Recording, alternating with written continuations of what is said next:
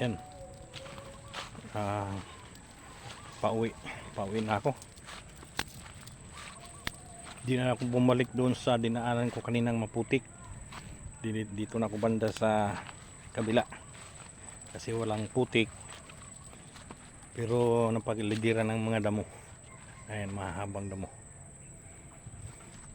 Ayan ang dinadaanan ko. Ayan. Galing doon sa patag at pababa na ako. Ayan, doon ako pupunta. Yan ang daan papunta ron. Si maputik talaga ron. At dito na ako dadaan.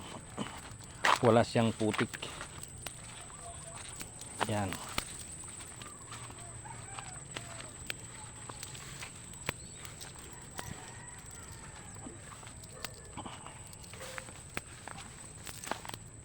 Madamo nga lang.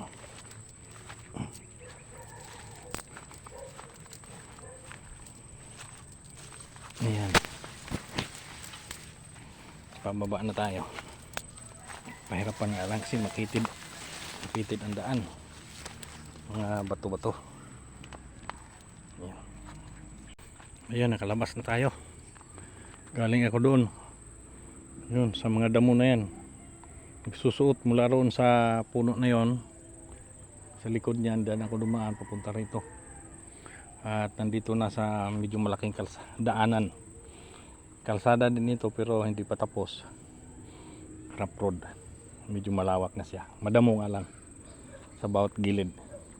Papuntang Bagong Silangan. At dito naman sa kabila papunta naman sa aking bahay, Empire.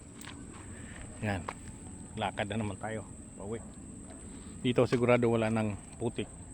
Kasi dyan sa unahan sementado na. Okay.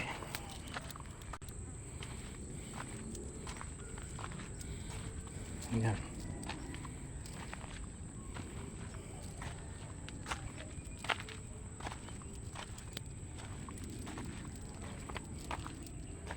Tigil muna tayong konti.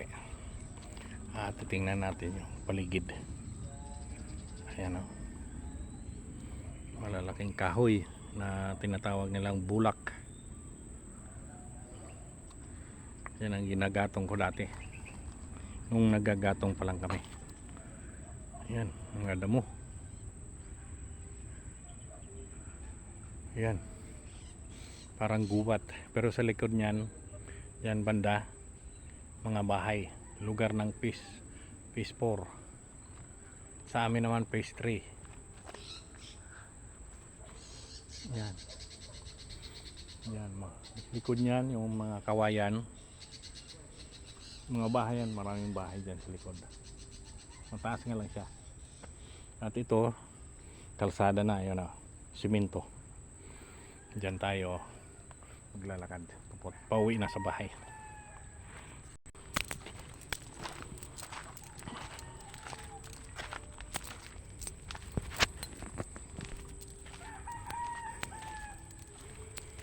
Wow, simentado na. Wala talagang putik. Pero matagal na ito. Nagbitak-bitak na. Sira-sira na. Matagal na ito. Pumasok kami dito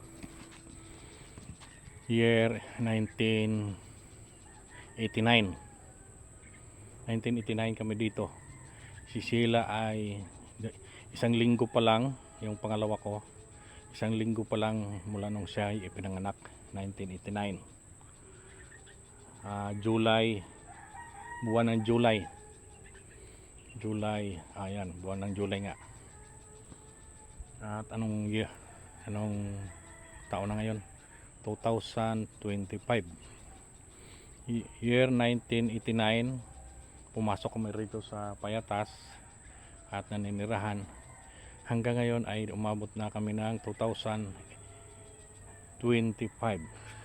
Tagal na, no? 30 years na mahigit. 34 o 35 na. Yan, ganoon kami katagal na dito sa lugar ng Payatas, Quezon City. Yan, pinawisan na ako. Pawis na. Tama-tama to kay para mailabas yung mga toxic o kayong acidic kasing katawan ko eh.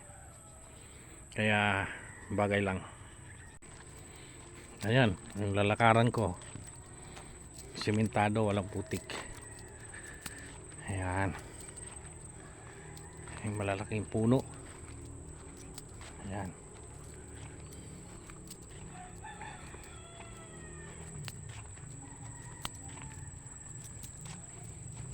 ito tawag namin dito bulaklak ng gilon. Ang tawag namin sa Bisaya ay gilon.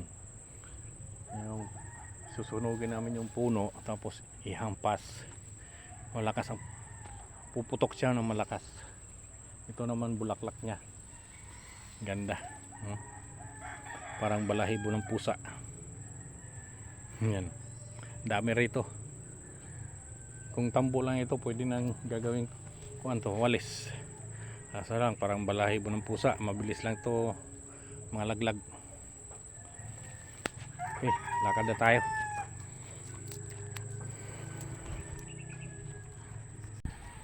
Yun, may kikita na natin mga kabahayan. Punong kawayan.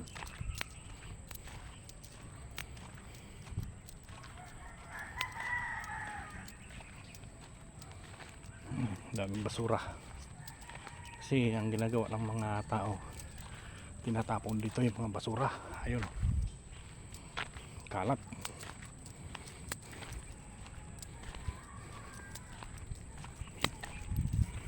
Yan, doon tayo nang galing, oh.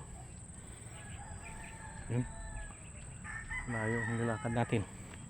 At lalakad pa tayo ng kaunti, lampas ng sasakyan. May nadaanan ako mga tupa.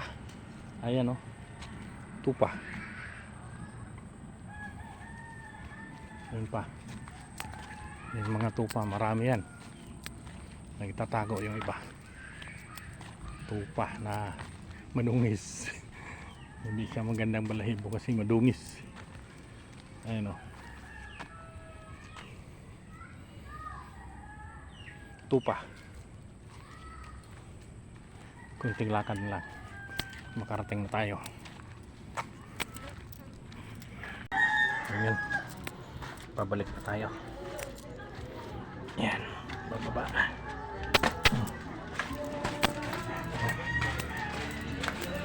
Bahay na. Mga kabahayan na. At palabas na tayo ng Empire Street.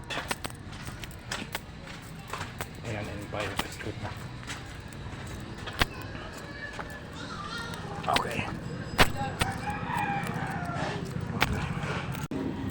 Ayan, lapit na.